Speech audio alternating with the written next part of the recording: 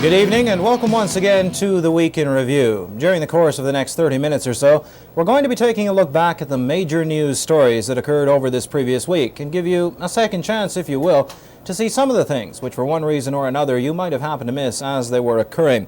Well, this past week, at the very last minute it seems, another illegal walkout on the part of NAPE was averted, and negotiations got underway once again in St. John's. There are reports of high bacteria levels at Exxon House in the capital city.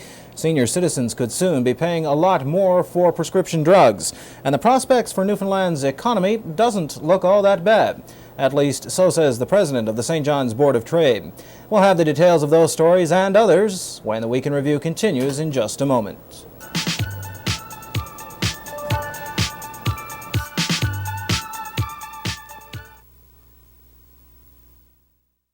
I'm Beth Penny. Join me weeknights for the award-winning NTV Evening News Hour. And if you want a little bit of good news, on Monday evenings we bring you NTV's Silver Linings.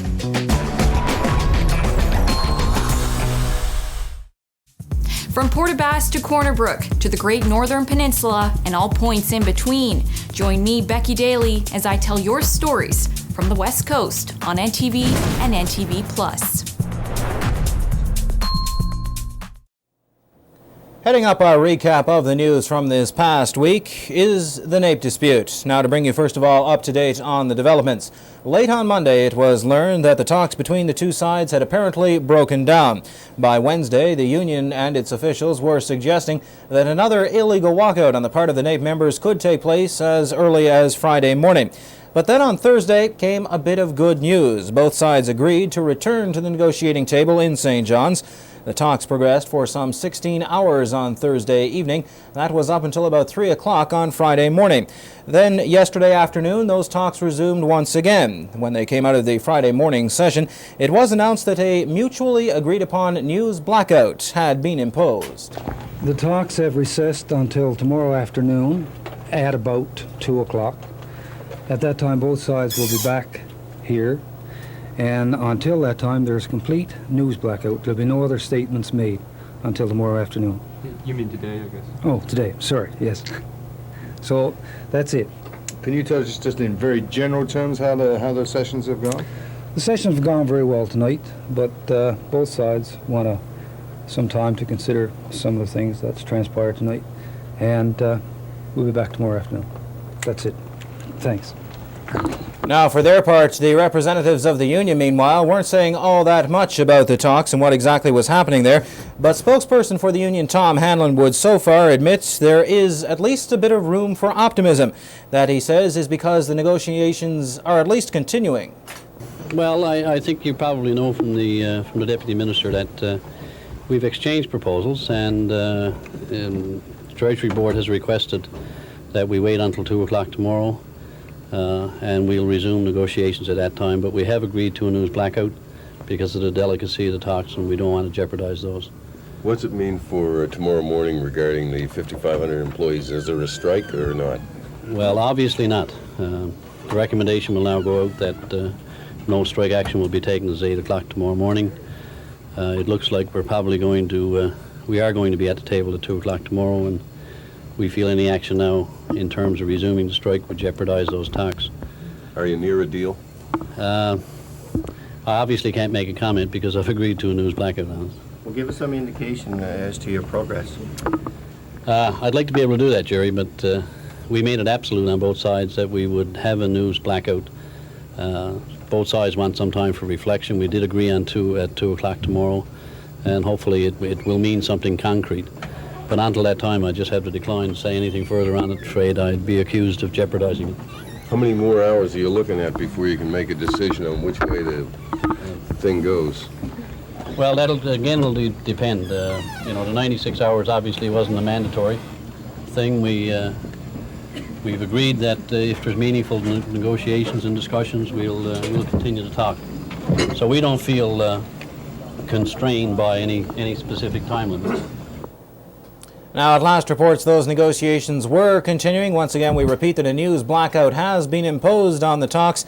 However, to repeat, they are continuing to this point in time. Progress, if any, is not known. In other news from this past week, meanwhile, the House of Assembly reopened on Monday, with the opposition members wasting very little time in questioning the government on the special warrants from the Lieutenant Governor. Now, Finance Minister Dr. John Collins says through the special warrants, the government now has access to some $715 million. Apparently, the whole transaction didn't sit all too well with the Controller General. However, Treasury Board later found the Controller General's objections were insufficient, and they overruled him. The finance critic, Tom Lush, says the special warrants should not have been requested in the very first place. Well, number one, first of all, most governments are very reluctant to go to this procedure, issuing of special warrants for the expenditures of public dollars. Normally that's done in the House of Assembly. It's approved there, and the only time it is done is when, for example, at the end of the year, when the monies have been approved, that there's a shortage in some government department or other, and that's considered to be normal. But in this particular case, it wasn't normal because the estimates weren't approved. The budget was just introduced, and what's got to happen is there's got to be debate on that for a month or so, and then the estimates are approved. In this particular case, the estimates weren't approved. The budget was just presented by Dr. Collins to the House, and now and again, it's normal that they want monies to take them through while the budget is being prepared. And normally, again, that's done within the House of Assembly. But the government closed the House and went and sought the issuing of these warrants. So that's what was at stake. That's why the Controller General didn't sign, because the estimates weren't approved by the House. The House wasn't open. Now, when this issue was first raised, Leo Barry questioned the legality of the whole thing. Has the opposition checked with any lawyers to date as to whether or not this was legal? We have lawyers available to us, and we've checked with them, and they feel the same as we do, that in view of what's happened, in view of the circumstances, that in this particular case what the government did was indeed not proper, or indeed it wasn't legal. Now, late in the week this past week, there were rumors surfacing of a report which exists which allegedly claims that high bacteria counts had been discovered at Exxon House in St. John's. The issue came up for discussion during Tuesday's sitting of the House of Assembly. That was, I should say, on Thursday. Liberal MHA John Efford at that time claimed that the problems that were made public a few weeks ago by 2 employees at Exxon House were still existing. A short while ago, just a number of months ago last year, we had some problems at the Boys Whitburn home. We had some problems at the Pleasantville Boys home. Somebody had to lose their life at the Boys Whitburn home before the government stepped in and done something about it.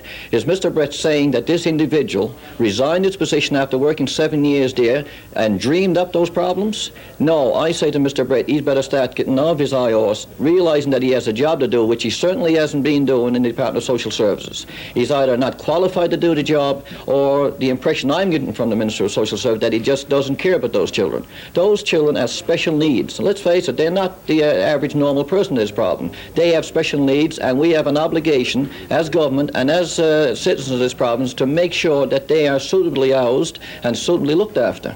And for him to stand in the House of Assembly as he did this afternoon and say that they are providing $44 a year for towels, face cloths, and hygiene purposes for those children, I think is a total disgrace, and it shows how much he is really neglecting those children.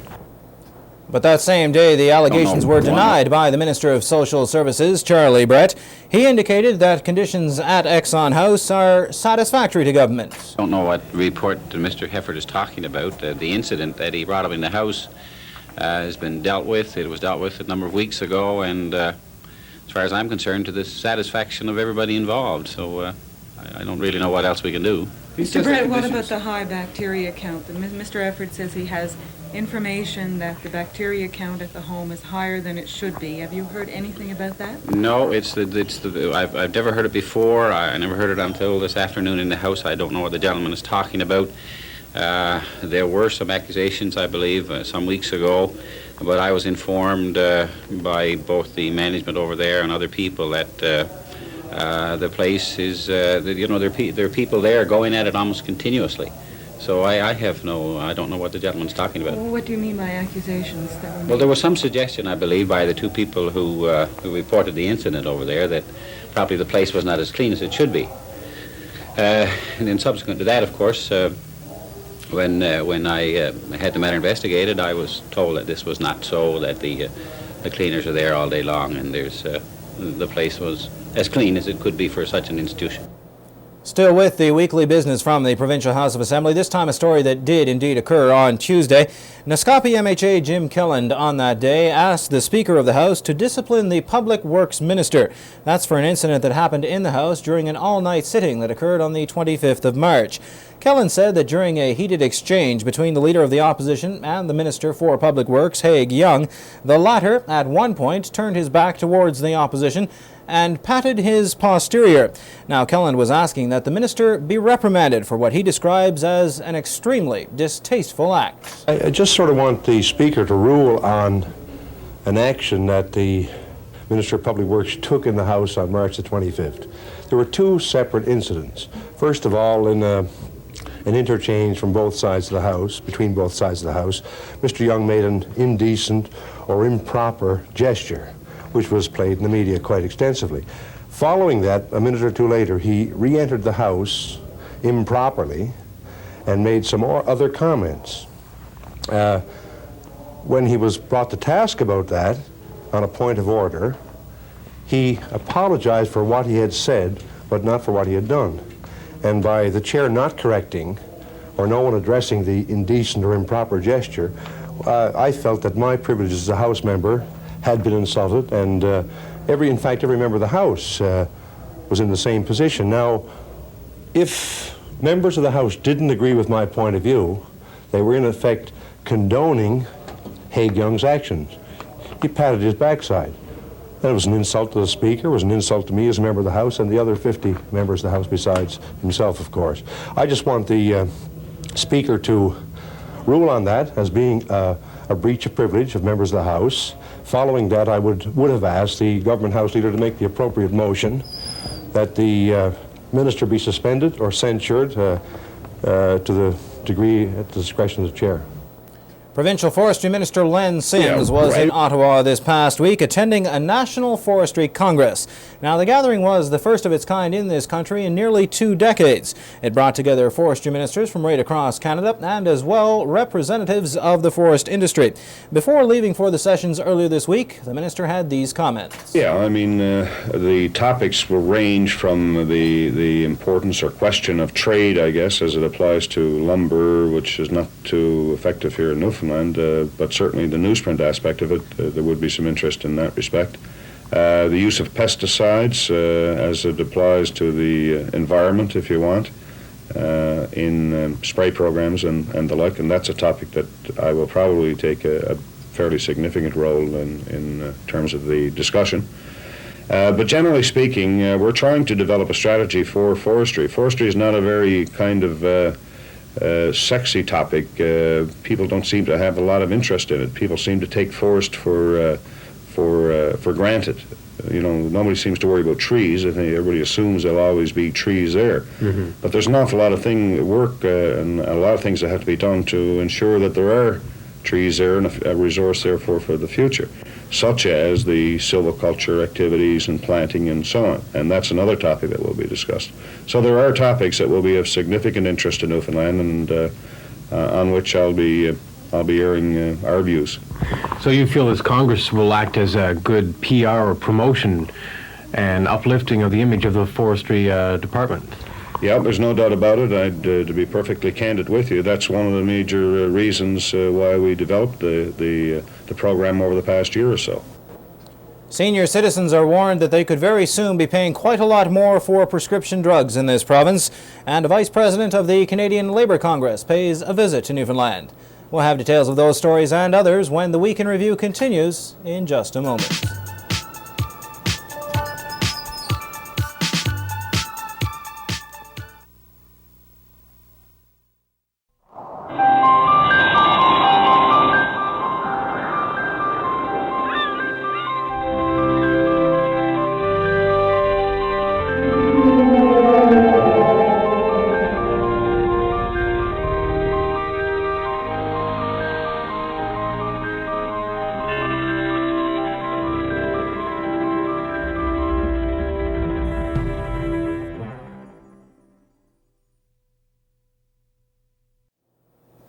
Prescription drug prices may soon rise dramatically if proposed changes to the Drug Patent Act are made into law.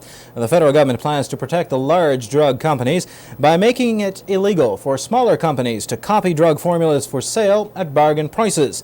Deborah Eklov, she's the executive director of the Canadian Drug Manufacturing Association, was in St. John's this past week to lobby against the move. The changes, as we understand them, which will be presented in the House of Commons by the end of April, are changes to the Patent Act, which will re-give monopoly power to the multinational companies, thereby reducing competition, which is going to cause the prices of drugs to go up.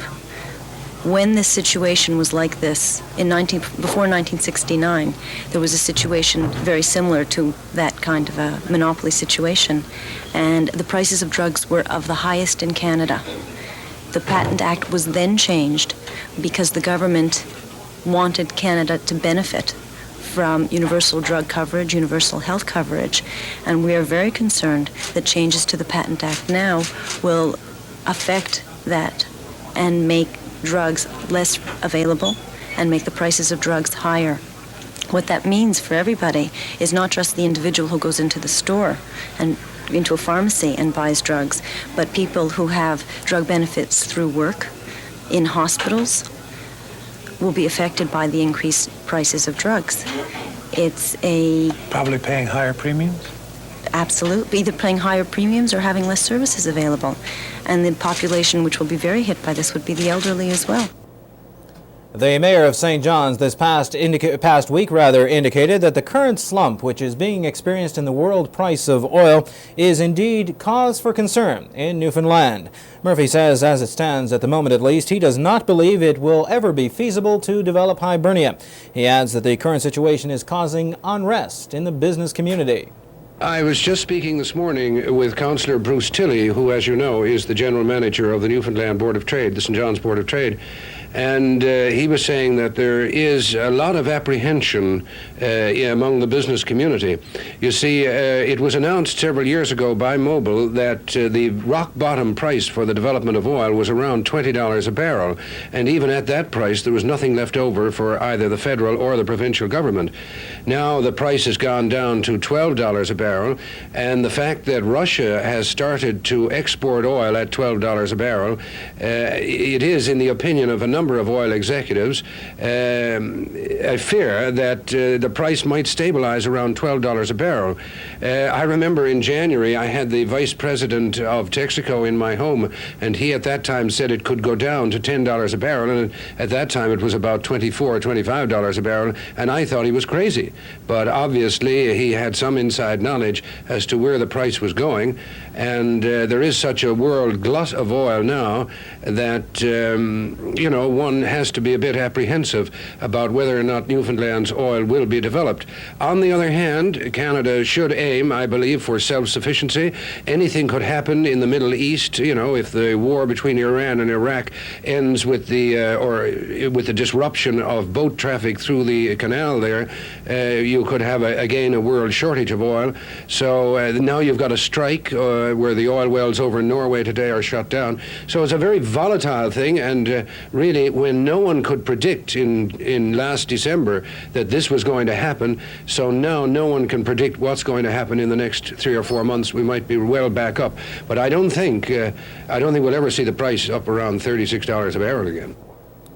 Meanwhile, the president of the St. John's Board of Trade, Jeff Touton, this week told a group of businessmen in St. John's that the economy of both the United States and Canada is slowing down. But speaking later in an interview following the luncheon, he indicated that, in spite of that, the Newfoundland economy should fare fairly well in 1986. So far in the year, I think the Newfoundland economy may perform relatively well. And although there's going to be a slowdown in economic growth in Canada, I think that Newfoundland will still have a marginal gain in its performance. There's several sectors of the economy which show promise. Iron ore shipments are climbing. Newsprint, pulp and paper, is holding its own very nicely. Fishery Products International has successfully sold several of its plants to new operators that will hopefully be operating this year and creating some more employment and generating more money in the economy.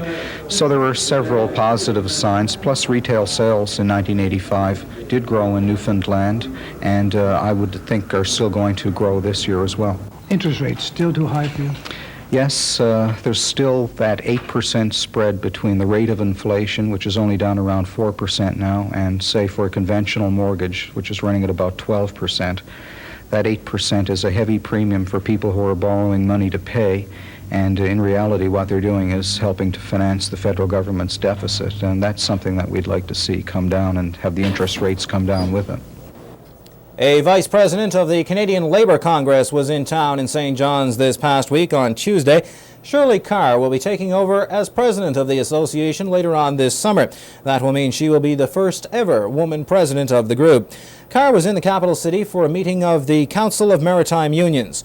Now, the council concerns itself mainly with transportation and shipbuilding issues, and the Newfoundland Railway was also high on the agenda for the sessions. On Tuesday's meeting, Carr said she thinks that the proposal to shut down the railway in this province is tragic and that something should be done about it right away.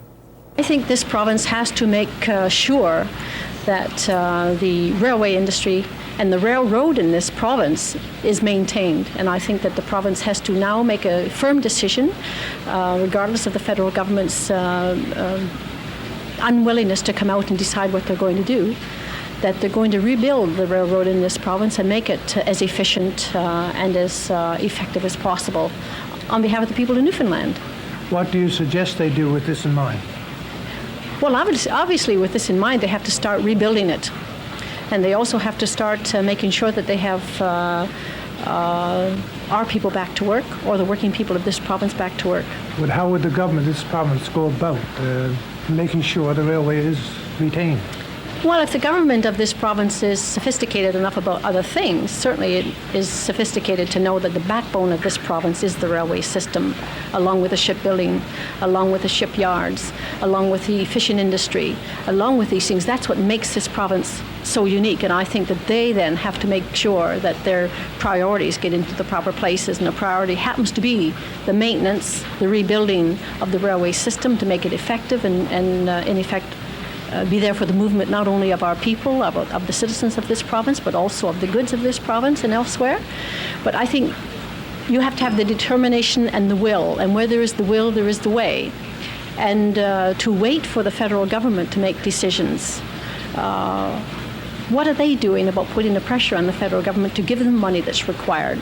And I understand the Premier indicates that he needs $500 million. But I think he should start doing something about it right now. One of the biggest movers of tractor trailers across this province thinks that what the City Council in St. John's is proposing to divert trucks from residential streets in the West End may indeed work. Council plans to spend about $30,000 to upgrade an off-ramp at Kilbride, and that as well will then force the tractor trailers to use only those Pitts Memorial Drive and Columbus Drive routes when they have a permit. Brian Lynch of Terra Transport sees no immediate problems with those suggestions. The changes that they're making right now, the $30,000 changes, we'll give that a shot, and if that doesn't work, we'll go back to council perhaps and ask for some more changes. Do you think they'll eventually have to spend the $1 million they're talking about to upgrade the ramp the way it should be done? It depends. We're going to try it out first of all and have a look at it, and some of our drivers feel it shouldn't be any problem, but again, when we get into it, we'll have a better idea as to whether we can do it or not. Do you have any objection to being confined to Pitts Memorial Drive? No, not really, no. Terra Transport has gone on record as saying that we'll cooperate with the City Council in any way we can to ensure the public safety. What about the crosstown arterial? Well, there's no problem. It may take 5, 10, 15 minutes extra to make a delivery up around Black Marsh Road in that area, but that's not going to really affect us in any way. Do you think you can avoid residential streets completely? Not really. You've got your deliveries up at Brookfield Ice Cream and Grushy's Limited, Colonial Garage, and you've got to make those deliveries there. And the only way to get there is by the direct route up through Hamilton Avenue or Shaw Street. We've used Hamilton Avenue now for the past year and a half or so, and we don't have any problem with it, but the residents of Hampton Avenue certainly don't want us to be there, and we can understand their concern. We try to be good corporate citizens, and anything that we can possibly do to avoid any confrontation, we're going to do. And that completes our look at the major news stories for the week of April the 6th through the 12th. Remember, if you happen to miss something as it happens through the course of the week, you can join us each weekend when we'll be doing our best to recap the major news stories for you. For the Week in Review, I'm Alan Rowe, wishing you a most enjoyable week.